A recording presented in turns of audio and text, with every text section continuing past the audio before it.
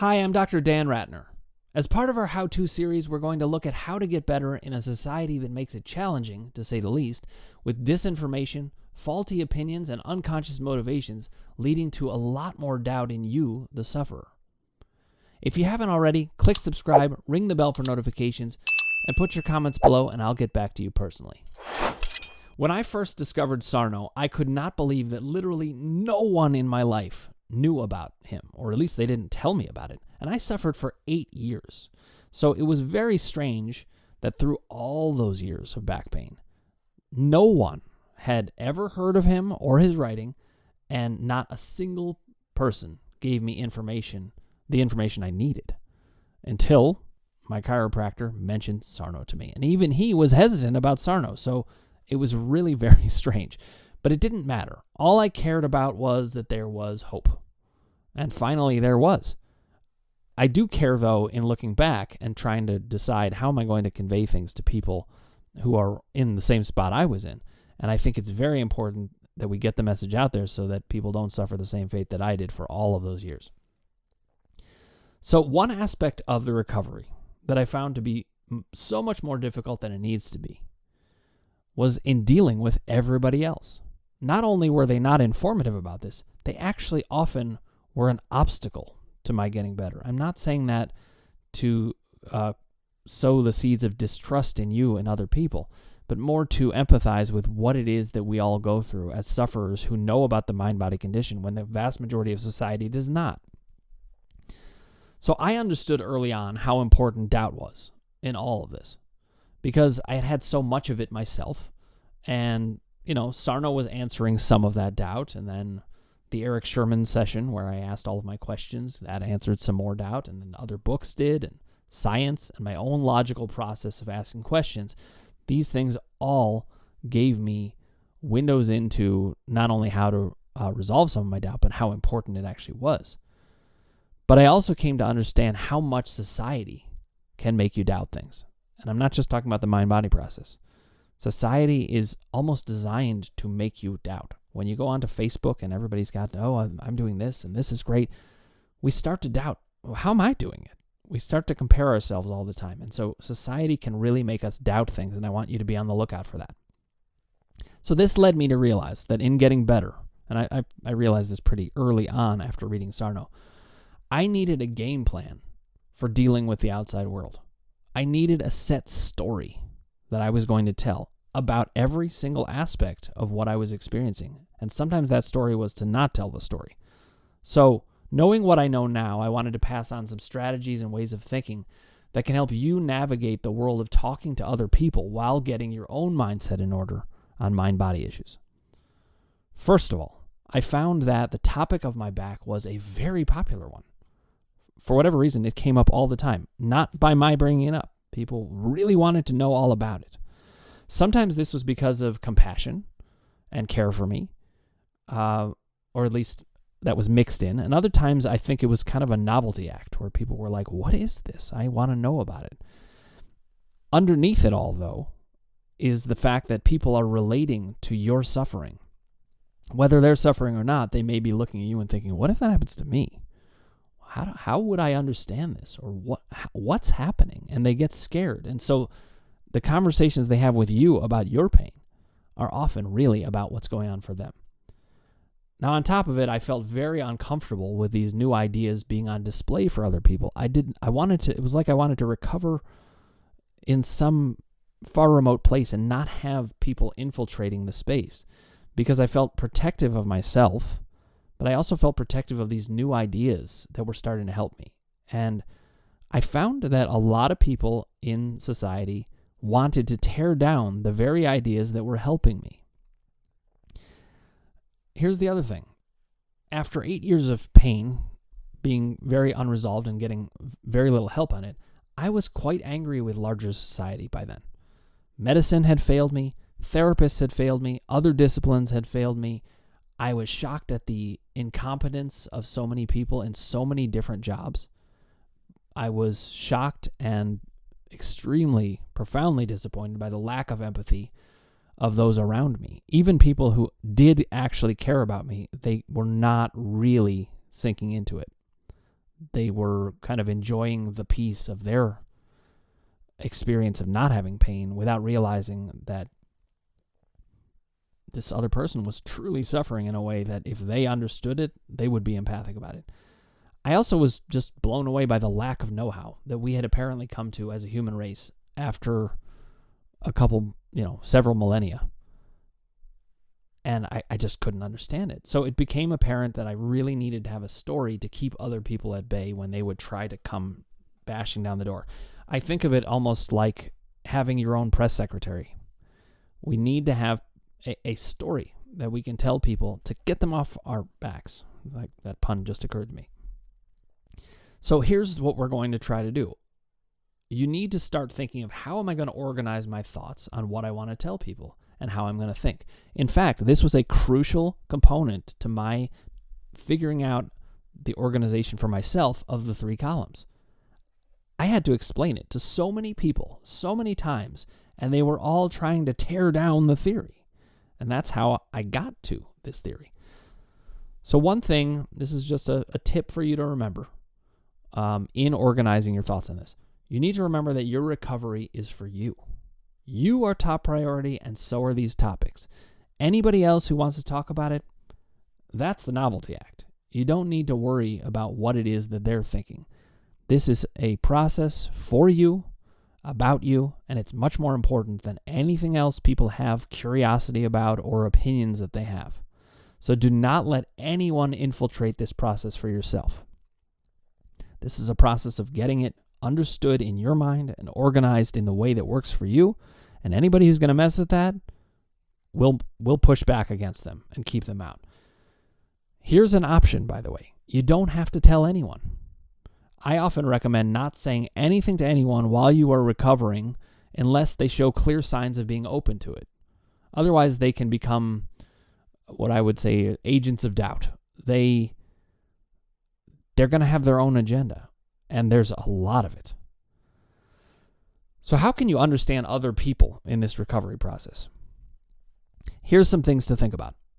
Recognize that they're going to try to convince you that they somehow know better.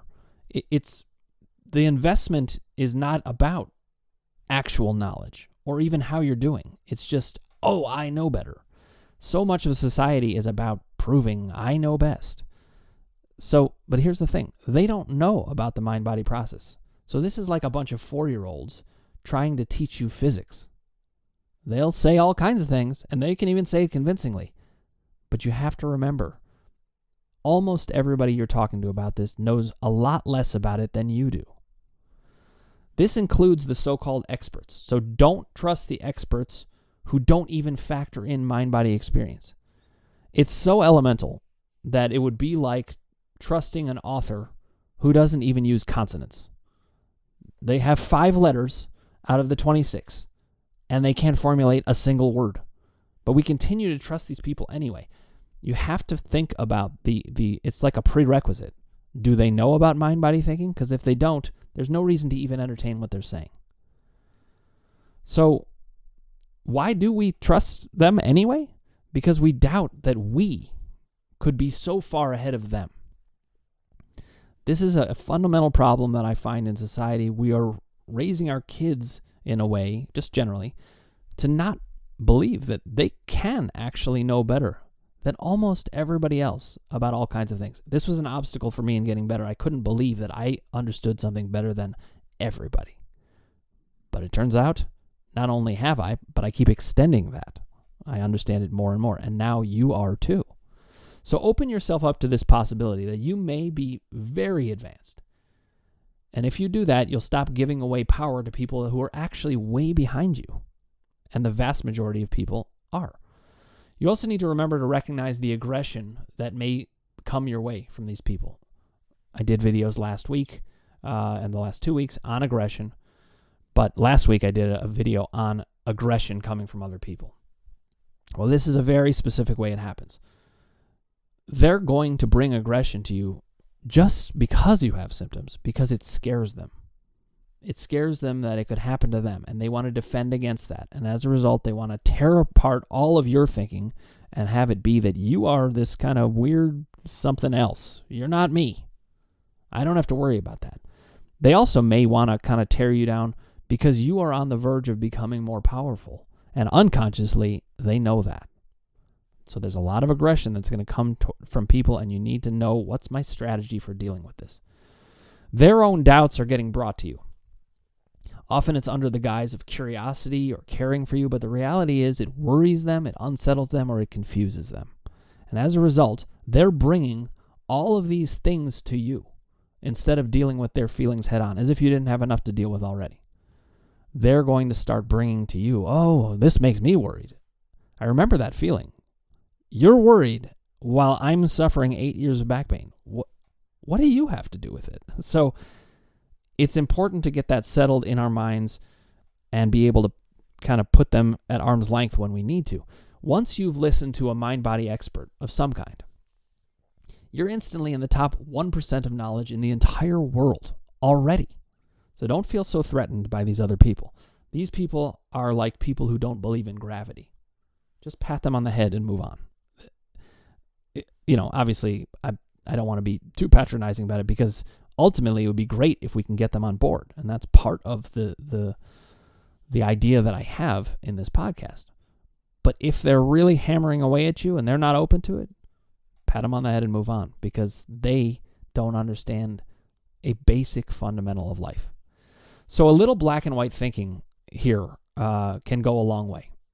In my video on black and white thinking, I remind people we don't want to live in that black and white sphere. We want to think in shades of gray most of the time.